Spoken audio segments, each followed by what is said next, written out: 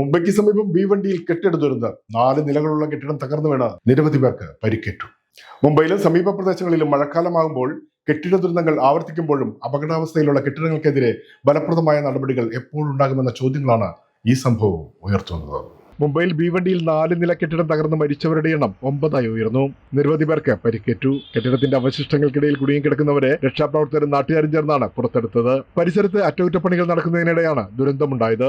ഓരോ നിലയിലും 12 മുറികൾ വീതമുള്ള 48 മുറികളാണ് കെട്ടിടത്തിലുണ്ടായിരുന്നത്. നഗരസഭ കെട്ടിടം അപകടകരമാണെന്ന് മുന്നറിയിപ്പ് നൽകിയിരുന്നു. एक 20-25 फैमिली उसके थी, तो 50-60 आदमी उसने बाहर निकाले।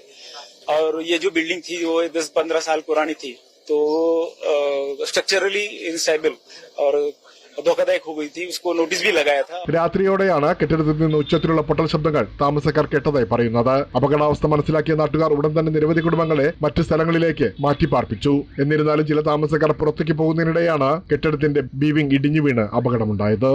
6 തൊഴിലാളികളും 5 താമസക്കാരും ഉൾപ്പെടെ 11ഓളം പേർ അവശിഷ്ടങ്ങൾക്കിടയിൽ കുടുങ്ങിക്കിടക്കുന്നതായാണ് പ്രാഥമിക വിവരം.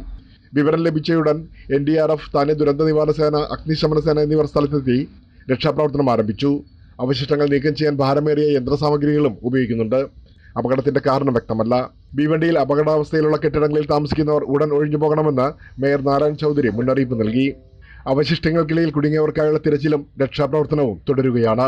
മുംബൈയിലും സമീപ പ്രദേശങ്ങളിലും മഴക്കാലമാകുമ്പോൾ കെട്ടിട ദുരന്തങ്ങൾ ആവർത്തിക്കുമ്പോഴും അപകടാവസ്ഥയിലുള്ള കെട്ടിടങ്ങൾക്കെതിരെ ഫലപ്രദമായ നടപടികൾ എപ്പോഴുണ്ടാകുമെന്ന ചോദ്യം ബാക്കിയാണ്.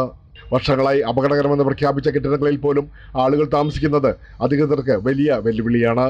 സുരക്ഷാ പരിശോധനകളും കെട്ടിടങ്ങളുടെ അറ്റകുറ്റപ്പണികളും പുനർനിർമ്മാണവും സമയബന്ധിതമായി നടപ്പാക്കാത്തത് ദുരന്തങ്ങളുടെ ആഘാതം വർദ്ധിപ്പിക്കുന്നു. മഴ ശക്തമാകുമ്പോൾ ഓരോ തവണയും ജീവൻ നഷ്ടപ്പെടുന്നതിന് മുമ്പ് അപകടാവസ്ഥയിലുള്ള കെട്ടിടങ്ങൾ കണ്ടെത്തി ഒഴിപ്പിക്കുകയും സുരക്ഷ ഉറപ്പാക്കുകയും ചെയ്യേണ്ടത് അനിവാര്യമാണ്. അല്ലാത്തപക്ഷം മുംബൈയുടെ മഴക്കാല ദുരന്തങ്ങളുടെ പട്ടികയിൽ ഇനിയും എത്ര ജീവനുകൾ കൂടി ചേർക്കേണ്ടി വരുമെന്ന ചോദ്യമാണ് ഉയരുന്നത്.